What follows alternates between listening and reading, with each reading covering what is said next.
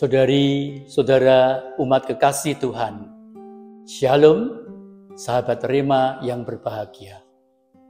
Hari ini, Senin, tanggal 15 Januari tahun 2024, pada Pekan Biasa yang kedua. 15 hari sudah saya dan Anda memasuki tahun yang sejahtera. 1 minggu sudah saya dan Anda memasuki masa biasa. Dan hari ini kita akan dibantu oleh sabda Tuhan melalui Injil Markus bab 2 ayat 18 sampai 22. Saudari-saudara umat kekasih Tuhan, diberi informasi kepada saya dan Anda, waktu itu murid-murid Yohanes dan orang-orang Farisi sedang berpuasa. Itu lazim sekali. Orang-orang Yahudi mempunyai 3 kewajiban yang paling penting dalam hidup keagamaan mereka, yaitu berdoa, berpuasa, dan sedekah. Kebiasaan berpuasa seperti yang disampaikan dalam bacaan Injil tadi, mereka itu berpuasa 2 hari seminggu, Senin dan Kamis misalnya. Dan tidak seserius yang saya dan Anda pikirkan atau kita dengar mengenai puasa mereka.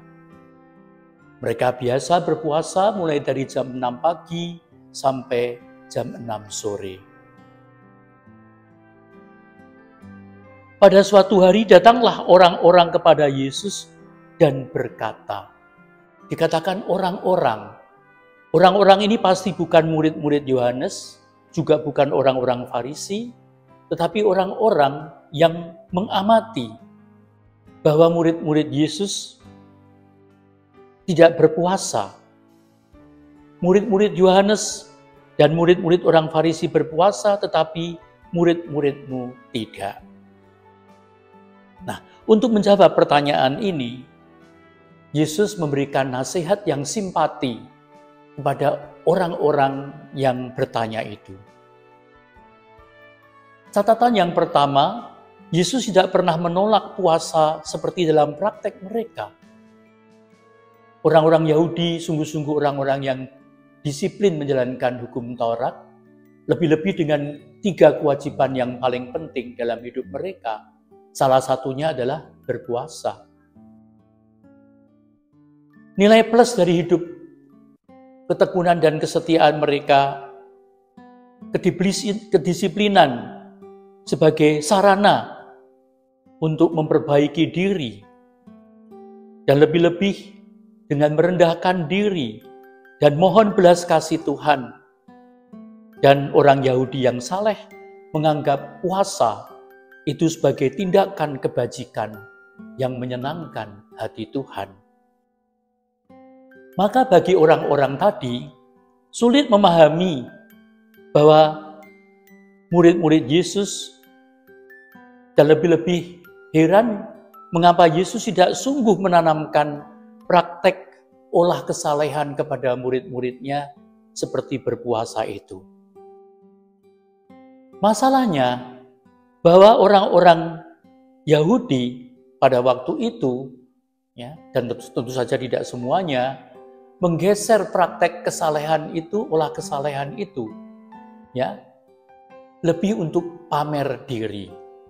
Maka dengan tindakan membuat kusut wajah, membuat kusut pakaian, yang intinya mencari popularitas. Dan itulah yang mau diberi catatan khusus kepada Yesus, oleh Yesus kepada orang-orang itu, bahwa tidak pernah boleh mempersempit makna kewajiban olah kesalehan seperti itu. Orang-orang Yahudi berpikir bahwa itulah cara menarik perhatian Allah. Ritual berubah menjadi pamer diri.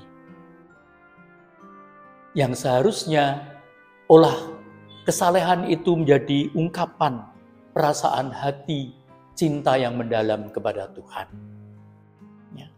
Saudari-saudara umat kekasih Tuhan, saya ingin membaca puasa yang dimaknai oleh Santo Yohanes Chrysostomus.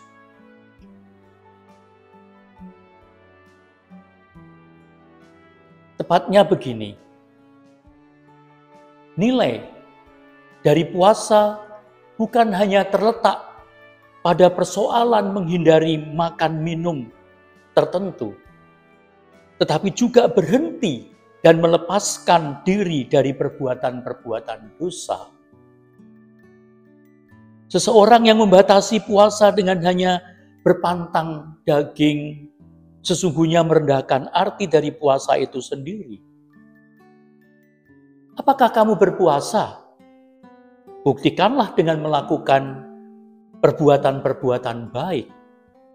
Jika kamu melihat orang yang membutuhkan, berbelas kasihlah kepada mereka. Jika kamu melihat temanmu ditinggikan, janganlah menjadi iri hati. Untuk puasa yang sejati, kamu tidak dapat hanya berpuasa dengan mulutmu. Kamu harus berpuasa dengan matamu, dengan telingamu, kakimu, tanganmu, dan dengan seluruh anggota tubuh. Berpuasalah dengan tanganmu, dengan menjaganya bersih dari keserakahan dan kekotoran. Berpuasalah dengan tanganmu, sehingga tidak terlalu rajin menggunakan handphone misalnya, untuk mengirim berita-berita kosong dan berita-berita yang menyesatkan, atau berita-berita kebohongan sekalipun. Berpuasalah dengan kakimu, dengan menjaganya, tidak pergi ke tempat-tempat yang dapat membawamu jatuh ke dalam dosa. Berpuasalah dengan matamu, dengan tidak membiarkannya melihat hal-hal yang tidak pantas. Jika kamu menganggap puasa hanya sebagai serangkaian larangan, kamu akan semakin ingin melakukan hal-hal yang justru dapat mengancam keselamatan jiwamu. Tetapi jika kamu dapat menilai puasa sebagai sesuatu yang menyelamatkan, puasamu akan semakin berharga. Karena peniamu terhadap berpuasalah yang akan mempengaruhi perbuatan-perbuatanmu. Adalah sangat bodoh bila kamu tidak makan ini, tidak makan itu, atau makanan lain dengan alasan berpuasa, tetapi anggota tubuhmu yang lain melakukan hal-hal yang tidak benar. Katamu kamu tidak makan daging, tetapi kamu membiarkan telingamu mendengarkan hal-hal yang tidak benar. Tahukah kamu harus berpuasa dengan telingamu juga? Artinya, tidak membiarkan mendengarkan hal-hal yang cabul, perkataan-perkataan yang jahat, dan tidak benar tentang sesama. Selain berpuasa dengan tidak makan makanan tertentu, mulutmu juga harus berpuasa dengan tidak membiarkannya mengeluarkan kata-kata kotor, kata-kata makian, gosip, juga berbohong. Apa bagusnya bila kamu tidak makan daging ini, tidak makan daging itu, tetapi kamu menggigit dan memangsa sesamamu manusia? Jadi, saudari-saudari amat kekasih Tuhan, olah kesalehan adalah olah pribadi yang holistik. Untuk itulah, kalau boleh diangkat tema dari permenungan kita, hari ini adalah pembaruan diri yang tuntas. Pembaruan diri yang tuntas, pemberian diri yang ikhlas, pemberian diri yang utuh, pemberian diri yang penuh, pemberian diri yang teguh. Maka saya dan Anda bisa mengerti kalau kemudian Yesus di bagian terakhir itu membandingkan dengan tidak seorang pun menambalkan secara kain yang belum susut pada baju yang sudah tua.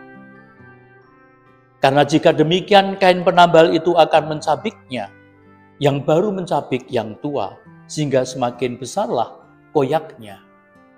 Demikian juga tidak seorang pun mengisikan anggur baru dalam kantong kulit yang sudah tua, karena jika demikian anggur tersebut akan mengoyakkan kantong itu, sehingga baik anggur maupun kantongnya akan terbuang sia-sia. Jadi anggur yang baru hendaknya disimpan dalam kantong yang baru pula. Itulah yang dimaksudkan supaya tekad dan niat kita dalam olah kesalehan, pembaruan diri secara tuntas dan ikhlas, tidak separuh-separuh, tidak setengah-setengah, tetapi holistik, utuh, penuh, dan dihayatinya dengan teguh. Dan karenanya itu baru bermakna.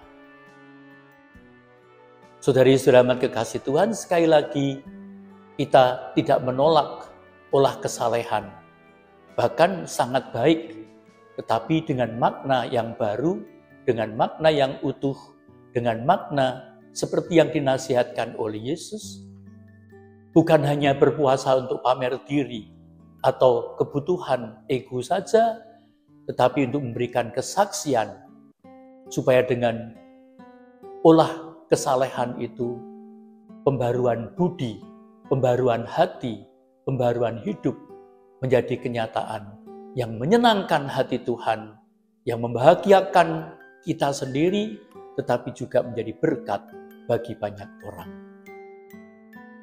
Pembaruan diri yang tuntas, pembaruan diri yang ikhlas, dan bahkan pembaruan diri yang tegas, dengan jujur, tanpa pura-pura, itulah yang dikehendaki Tuhan. Olah kesalehan yang utuh, penuh, dan teguh pasti membawa berkat bagi banyak orang. Kemuliaan kepada Bapa dan Putra dan Roh Kudus, seperti pada permulaan, sekarang, selalu, dan sepanjang segala abad. Amin. Marilah berdoa. Bapa Surgawi, terima kasih untuk rahmat kesalehan yang Kau anugerahkan kepada kami. Kami berusaha mengolah dalam hidup ini seperti orang-orang Yahudi mempunyai 3 kewajiban yang penting: berdoa, bersedekah, dan berpuasa. Bantu dalam kerapuhan dan kelemahan kami. Tumpulkan kecenderungan kami untuk mencari pamer diri dan egoisme. Bantu kami dalam kerapuhan dan kelemahan, supaya dengan olah kesalehan ini kami semakin berkenan bagi-Mu, dan juga layak dan pantas menjadi anak-anak-Mu. Dan karenanya kami yang sehat akan menjadi kuat, pelayanan kami hebat, dan kesaksian kami pun dahsyat. Untuk itu kami mohon berkat Tuhan, supaya kami dapat menjadi pribadi-pribadi yang tumbuh, sehat dan kuat, hebat dan dahsyat. Tidak pernah ada doa dan usaha yang sia-sia yang kami lakukan di dalam nama Tuhan Yesus Kristus, Putra-Mu, Tuhan dan pengantara kami. Amin. Tuhan bersamamu dan bersama roh-Mu, terimalah curahan berkat Allah yang melimpah atas karya usaha, keluarga, dan perjuangan hidup-Mu, Bapa dan Putra dan Roh Kudus. Amin. Bapak Yusuf melindungi, Bunda Maria merestui, Tuhan Yesus menyertai. Keluarga kudus, doakanlah kami. Amin. Shalom.